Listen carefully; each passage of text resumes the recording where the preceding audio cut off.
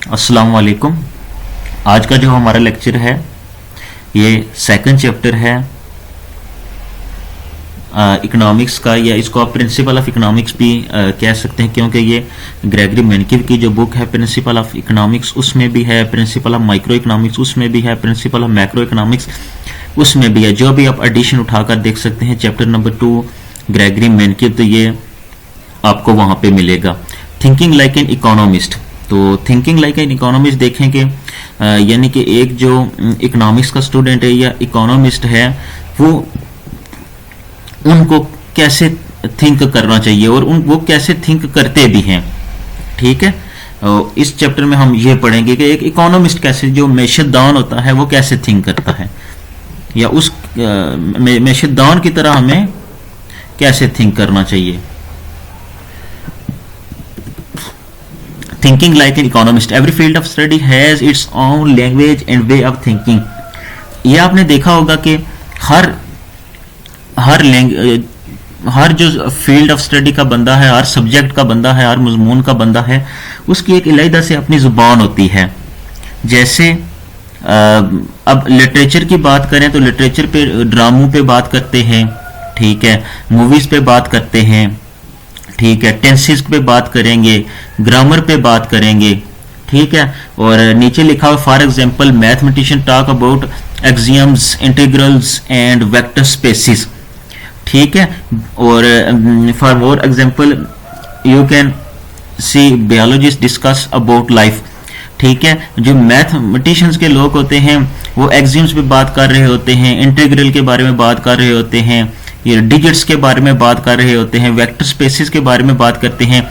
और जो बायोलॉजी के लोग होते हैं वो किस पे बात करते हैं, वो जिंदगी पे बारे में बात करते हैं, बायो मीन लाइफ, ठीक है। ऐसे ही अब आपने देखा होगा कि केमिस्ट्री के जो लोग होते हैं वो मुख्तलिफ किस्म के तेजाब पे बात कर रहे होते हैं, ठीक है, एसिड के बारे में बात करते हैं, ठीक है। और जो बैंकिंग के लोग होते हैं वो एसेट्स एंड लायबिलिटीज के बारे में बात करते हैं। ऐसे economist talk about demand, supply, consumer surplus, incentive, profit, law of demand, law of supply और बेशुमार इस किस्म की चीजों पे वो बात कर रहे होते हैं, ठीक है। जैसे GDP, GNP, income of the consumer, ये सब कुछ जो है ना किसकी जुबान है, ये किसकी लैंग्वेज है, इकोनॉमिस्ट की। The economist as a scientist, क्या जो इकोनॉमिस्ट हैं वो भी जो साइंसदान होते हैं उनकी तरह थिंक करते हैं, ठीक है।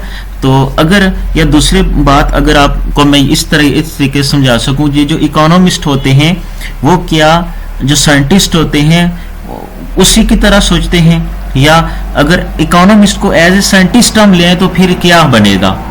N economist try to explain, an economist try to explain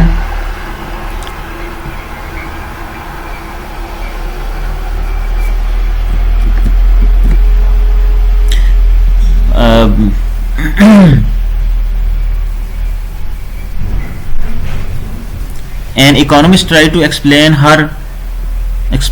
her अच्छा रेजर ढूंढ रहा था मैं।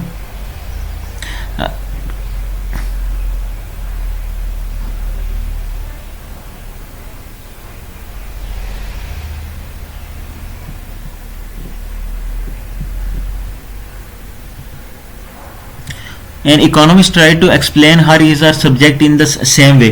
ये कहता है कि मेनकिव कहता है कि इकोनॉमिस्ट भी वो अपना ही है या शी है, ठीक है, वो भी अपना सब्जेक्ट किस तरह जो है ना वही साइंटिस्ट के पेश नजर देखते हैं। फिजिस्ट जो होता है approach the study of matter and biologist approach the study of life.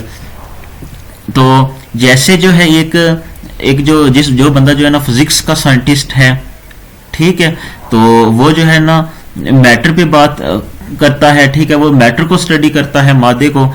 And biologist approaches the study of life, तो बायोलॉजिस्ट की जो बायोलॉजी वाले बंदे की जो अप्रोचेज होती हैं वो किसके बारे में स्टडी होती है, लाइफ के बारे में। They develop theories, collect data and analyse these data to verify और प्रूव देयर थ्योरीज। ठीक है, वो थ्योरीज को डेवलप करते हैं, ठीक है, पहले वो ऑब्जर्व करते हैं कि आया ये बात है या नहीं, उसके बाद वो थ्योरीज को डेवलप करते हैं। सपोज करते हैं कि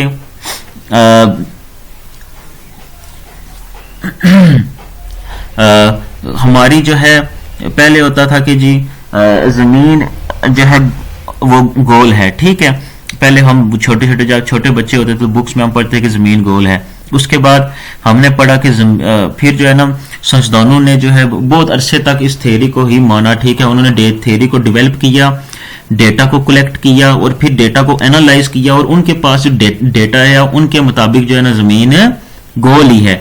लेकिन अब जो है उसके बाद जो है क्योंकि ये साइंस जो है ये रिफाइनमेंट ऑफ एवरीडे थिंकिंग है, यानी कि इसमें इंप्रूवमेंट आती रहती है, तो फिर क्या हुआ कि फिर एक और स्टडी आई कि नहीं जी अब जो है जो आपकी ज़मीन है ये गोल नहीं है बल्कि ये अंडे की तरह एक बेजवी शक्ल की है, ठीक है।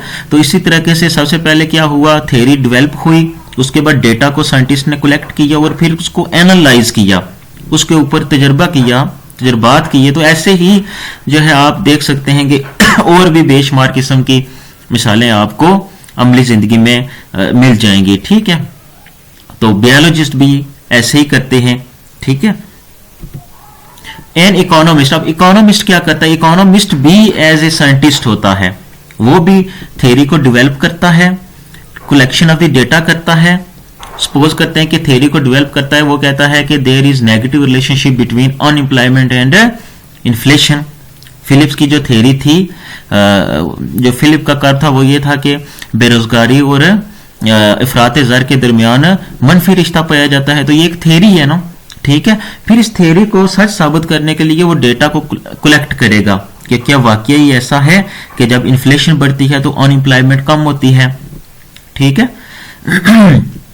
तो जो ये जो है फर्स्ट चैप्टर में जो प्रिंसिपल नंबर 10 है ये उसमें ये चीज बयान की गई है, ठीक है, और मैंने पहले ये बात आपको समझा चुका हूं, ठीक है। उसके बाद क्या करते हैं, analyse the data for verification the theories. उसके बाद डेटा को एनालाइज करते हैं, मुख्तलिफ जो है सॉफ्टवेयर के जरिए उसको एनालाइज करते हैं कि क्या ही ये हमारी जो स्टडी है जो हमने की है, ठीक है, उसके बारे में फिर वो अपने व्यूज देते हैं, ठीक है। तो फिर वो एक अपनी स्टडी उनकी मुरत्तिब हो जाती है।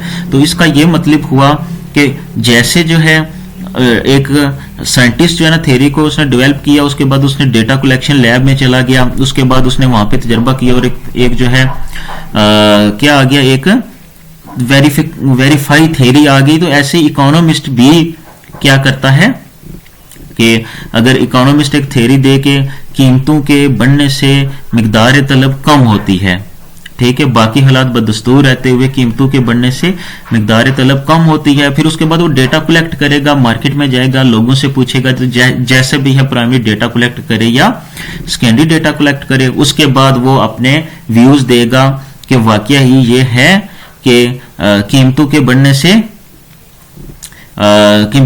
से मिकदार तलब कम होती है। तो बाकी अगर हम इकोनॉमिस्ट को एज ए साइंटिस्ट लें तो फिर जो है इकोनॉमिक्स भी जो है ना एक साइंस का इल्म है, क्योंकि अब आपको पता होगा कि एल्बर्ट आइंस्टाइन ने कहा था कि the whole of science is nothing more than the refinement of everyday thinking, कि साइंस इसके सिवा कुछ नहीं है कि एक हर जो दिन है उसकी जो वो जो थिंकिंग पहले के दिन की है वो दूसरे दिन की थिंकिंग जो है ना उससे बेटर ना हो, ठीक है। तो इकोनॉमिक्स में भी हम जो आए रोज जो है मुख्तलिफ मॉडलिंग करते हैं, मुख्तलिफ थ्योरीज पेश करते हैं, उनको एनालाइज करते हैं, फिर उनको डेवलप करते हैं। तो ऐसे ही साइंस भी है, ठीक है। अगर आप ये कहें कि वक्ती हम ये लायदा से हम एक टॉपिक को साइड पे रख देते हैं कि economics is a social science, जिसके तजर्बात मुख्तलिफ बदलते रहते हैं।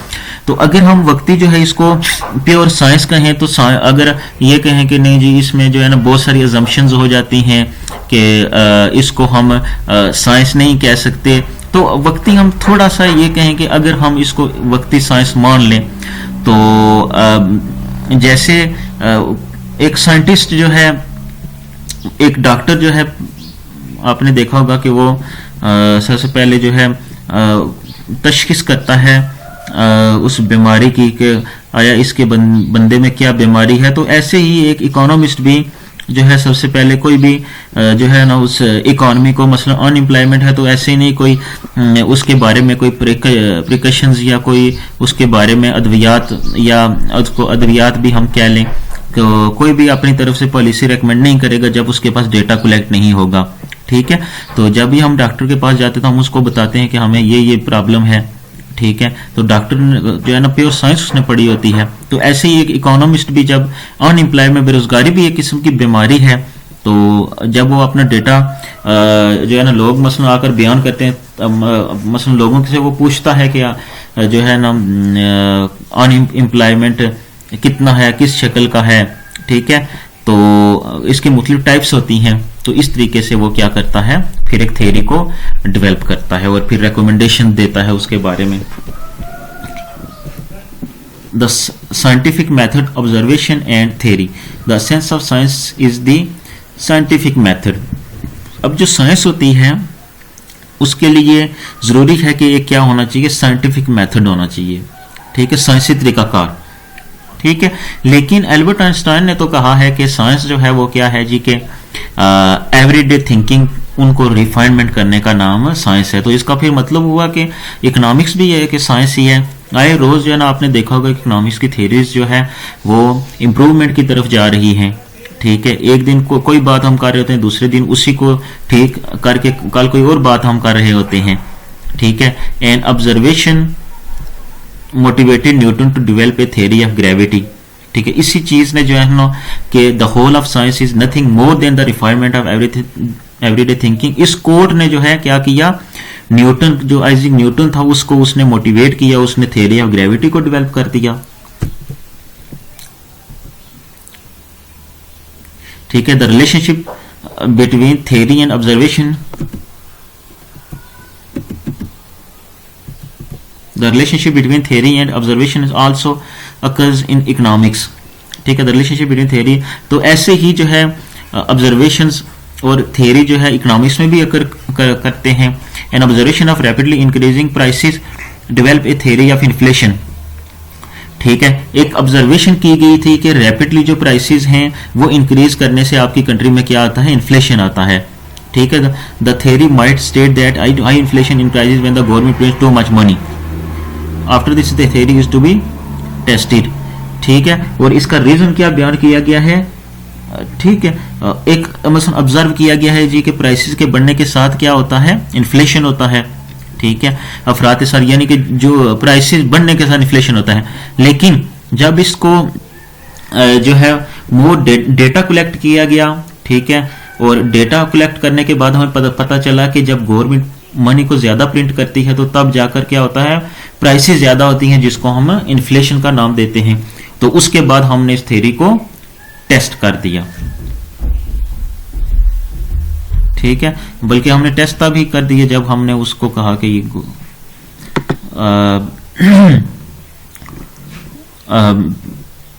उसको हमने टेस्ट तभी कर दिया जब हमने कहा कि the theory might be state that high inflation rises when the government prints too much money, यानी उसके बारे में अब हमें टेस्टेड हो गया है ये।